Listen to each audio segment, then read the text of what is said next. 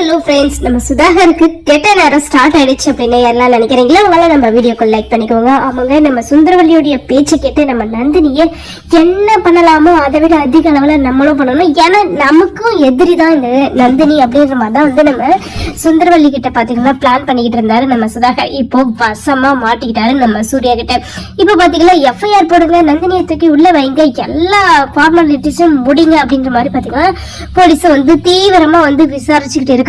விசாரிச்சது மட்டும் இல்லாம நம்ம சூர்யா பாத்தீங்கன்னா ஒரு நிமிஷம் இருங்க, கொலை பண்ணது யாரு அப்படின்ற விஷயம் உங்களுக்கே தெரிஞ்சிருந்தோம். அதுக்கப்புறம் வந்து நந்தினியை விடலாமா இல்ல போலீஸ்ல வச்சிருக்கலாமா அப்படின்னு யோசிங்க அப்படின்ற மாதிரி பாத்தீங்கன்னா நம்ம சூர்யா பாத்தீங்கன்னா கரெக்டான நேரத்துல வந்து சொல்லிக்கிட்டு இருக்காரு. இப்போ நந்தினியும் வந்து நல்லாவே எடுத்து புரிய வைக்கிறாங்க. ஆனா நான் துரத்திக்கிட்டு போனது உண்மைதான், அடிச்சது உண்மைதான், கண்டிப்பா வந்து நான் தள்ளி விட்டதுனால சாகிறதுக்கெல்லாம் வாய்ப்பே கிடையாது அப்படின்ற மாதிரி அவங்களும் பாத்தீங்கன்னா அவங்களுக்கு தெரிஞ்ச உண்மையை தெளிவா சொல்லிட்டாங்க.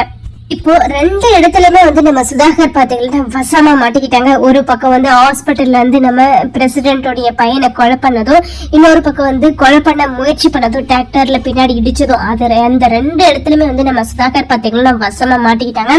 ஆனா என்ன இன்னமும் பாத்தீங்கன்னா உண்மை என்ன அப்படின்றத கண்டுபிடிக்கல. இப்போ நம்ம சூர்யா சார் பாத்தீங்கன்னா சூப்பரான விஷயத்தான் வந்து கண்டுபிடிச்சிருக்காரு. இவர் தான் வந்து எல்லாத்துக்கும் காரணம். இவருக்கு பின்னாடி இருக்கிறது என்னுடைய அம்மா தான். கண்டிப்பா வந்து என்னுடைய அம்மா அப்படின்னு கூட பாக்காதீங்க, என்ன ஆக்ஷன் எடுக்க வேணும்னாலும் எடுங்க, தூண்டி விட்டது அவங்கனாலும் செஞ்சது இவங்க, ஆக மொத்தம் ரெண்டு பேருமே வந்து குற்றவாளிங்க தான் அப்படின்ற மாதிரி சுந்தரவல்லி மேலேயும் நம்ம சுதாகர் மேலேயும் பாத்தீங்கன்னா கம்ப்ளைண்ட் கொடுக்குறாரு நம்ம சூர்யா. இப்போ இந்த போலீஸ்க்கும் பாத்தீங்கன்னா நம்ம நந்தினி மேல பழைய பகையெல்லாம் இருக்கு. இப்போ பழைய பகையை வச்சு இவளை விடவே கூடாது, இவளை எப்படியாச்சும் வந்து பழி வாங்கணும், இதுதான் வந்து நமக்கு சந்தர்ப்பம் அப்படின்ற மாதிரி பார்த்தீங்கன்னா அவங்க ஒரு பக்கம் என்னடா சிக்கும் நம்ம நந்தினி மேல என்ன பிளான் பண்ணலாம் அப்படின்ற மாதிரி அவங்க ஒரு பக்கம் யோசிக்கிறாங்க. இப்போ கண்டிப்பா வந்து அடிச்சது இவங்க தானே, அடிச்சதுனால்தான் நம்ம ரத்தம் வந்திருக்கோம் அப்படின்ற மாதிரி ஏதேதோ சொல்லி நம்ம நந்தினியை விடவே கூடாது, அட்லீஸ்ட் ஒரு 10 வருஷத்துக்காவது உள்ள தள்ளணும் அப்படின்ற மாதிரி அவங்க ஒரு பக்கம் பிளான போட்டுக்கிட்டு இருக்காங்க.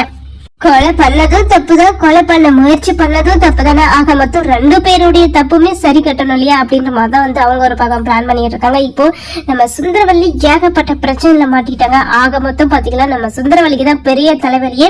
இப்போ எப்படியாச்சும் இந்த வீட்டை விட்டு துரத்தணும், என் மருமக வந்து இந்த வீட்டுக்கே வரக்கூடாது, நான் வந்து பணக்கார பொண்ணதான் வந்து கல்யாணம் பண்ணி கூட்டிட்டு வரணும் அப்படின்ற மாதிரி ஏகப்பட்ட கனவுகளோட வந்து காத்துக்கிட்டு இருக்காங்க.